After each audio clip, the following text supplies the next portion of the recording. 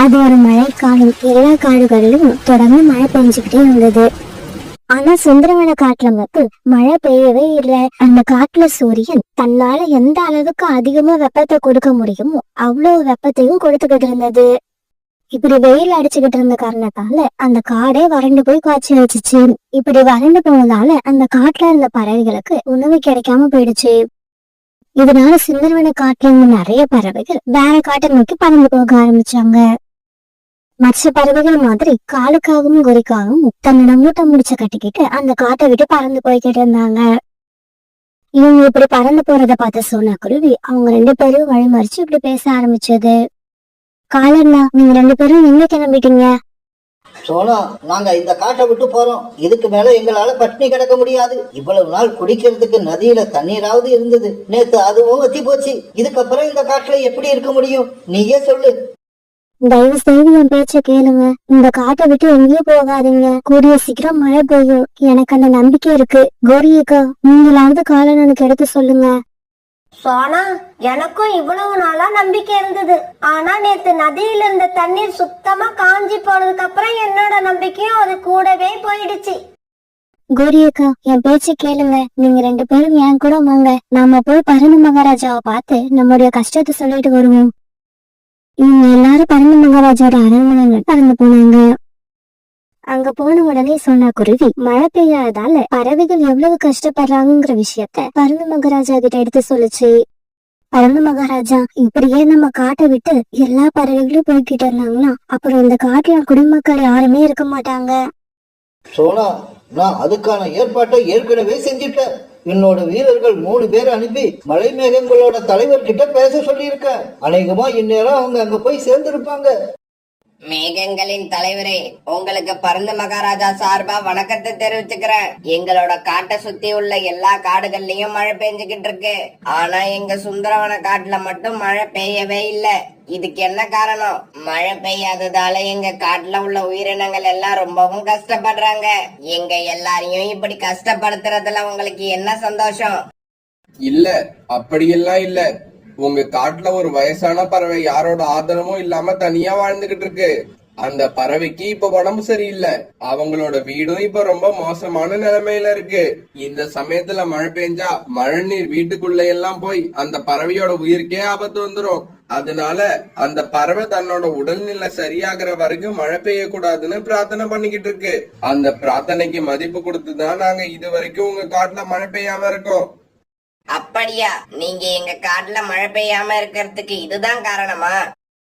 ஆமா, இதுதான் காரணம். அந்த வயதான பறவையோட உடல்நிலை சரியாகிற வரைக்கும் எங்களால உங்க காட்டுல மழை பெய்ய முடியாது. மேகங்களின் தலைவரே, இந்த விஷயத்தை எங்க கிட்ட சொன்னதுக்கு ரொம்பவும் நன்றி. நாங்க இப்பவே போய் மகாராஜா கிட்ட இந்த விஷயத்த சொல்றோம். இப்படி சொன்ன அந்த வீரர்கள் பிறகு அரண்மனை நோக்கி பறந்து போனாங்க. இப்படி போன அந்த வீரர்கள் மேகங்களின் தலைவர் சொன்னது அப்படியே பரந்த மகாராஜா கிட்ட சொன்னாங்க.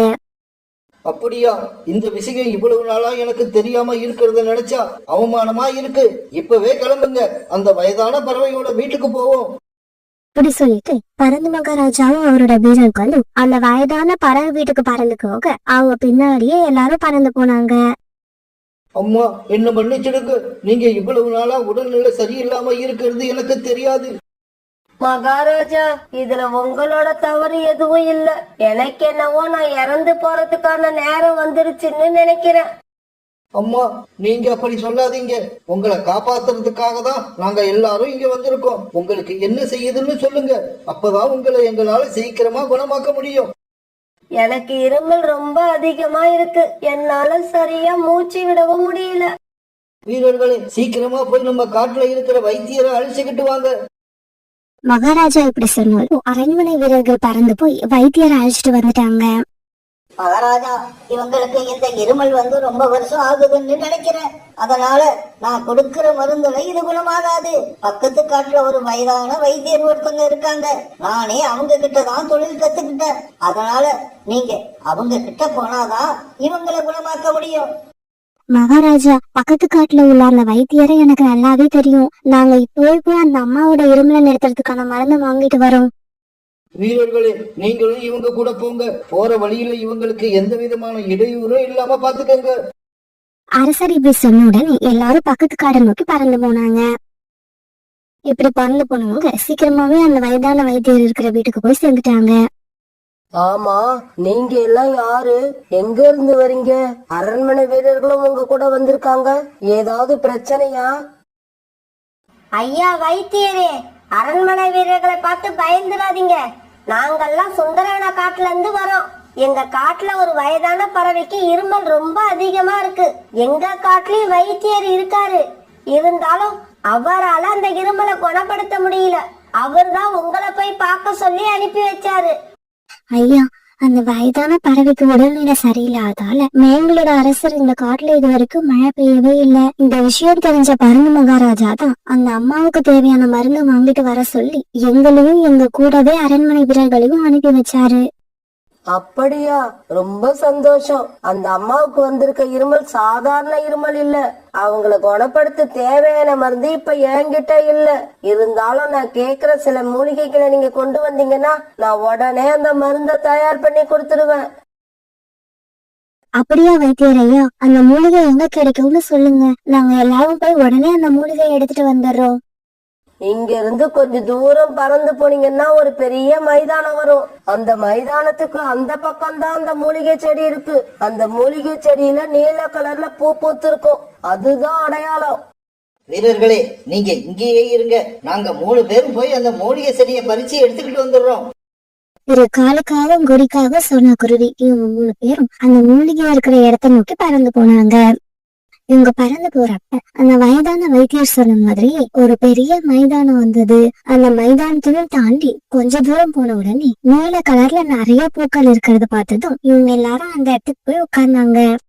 சோனா, அந்த வைத்தியர் சொன்ன மூலிகை செடி இதுதான். சீக்கிரமா இதை எடுத்துக்கிட்டு நாம அந்த வைத்தியர் வீட்டுக்கு போவோம். அப்பதான் மருந்த வாங்கிக்கிட்டு இருட்டுறதுக்கு முன்னாடி வீடு போய் சேர முடியும். இவங்க அந்த மூலிகை செடியை பறிச்சு எடுத்துக்கிட்ட இவங்க மறுபடியும் அந்த வயதான வைத்தியர் வீட்டை நோக்கி பறந்து போனாங்க.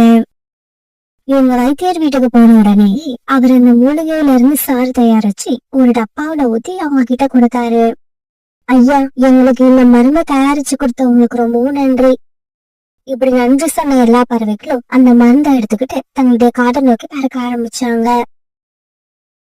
மகாராஜா, மருந்து வாங்கிட்டு வந்துட்டோம். இந்த மருந்தை கொடுத்தா இவங்க சீக்கிரமே குணமாயிடுவாங்க. பிறகு சோனாக்குருவி வாங்கிட்டு வந்த அந்த மருந்தை அந்த வயதான பறவை வாயில 4 சொட்டு விட்டுச்சு.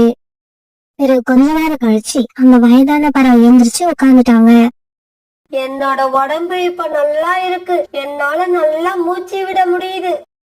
அந்த வயதான பறவை இப்படி பேசுனதை கேட்டு அங்க இருந்து எல்லாருமே ரொம்ப சந்தோஷமானாங்க. வீரர்களே, இன்னைக்கு சாயங்காலத்துக்குள்ள இவங்க வசிக்கிற மாதிரி ஒரு அழகான வீட்டை கட்டி முடிக்கணும். பருந்து மகாராஜா இப்படி கட்டளை போட்டதுக்கு அப்புறம் அன்னைக்கு சாயங்காலத்துக்குள்ள அவரோட வீரர்கள் ஒரு அழகான சின்ன வீட்டை கட்டி முடிச்சுட்டாங்க. மேங்களோட தலைவன் இதையெல்லாம் பார்த்துட்டு ரொம்பவும் சந்தோஷப்பட்டாரு. மேகங்களே, நாம நினைச்ச மாதிரி அந்த வயதான பறவையோட பிரச்சனை எல்லாம் தீர்ந்து போயிடுச்சு. அதனால சீக்கிரமா சுந்தரவன காட்டுக்கு போய் மழை பெய்ய ஆரம்பிங்க. தங்களுடைய தலைவன் இப்படி கட்டளை இட்டதும் மேங்கள் எல்லாம் சுந்தரவன காட்டுல இப்ப மழை பெய்ய ஆரம்பிச்சுட்டாங்க. மழை பெய்ய ஆரம்பிச்சிருச்சு. இதுக்கப்புறம் நம்ம காட்டுல இருந்து எந்த பறவையும் காட்டை தேடி போக மாட்டாங்க. இப்படி தொடர்ந்து மழை பெய்ஞ்சதால அந்த காட்டுல இருந்த வெப்பம் எல்லாம் போய் குளுமை வர ஆரம்பிச்சது. அந்த காட்டுல இருந்த மரங்கள், செடிகள், இப்படி எல்லா உயிரினங்களுமே ரொம்ப சந்தோஷமானாங்க.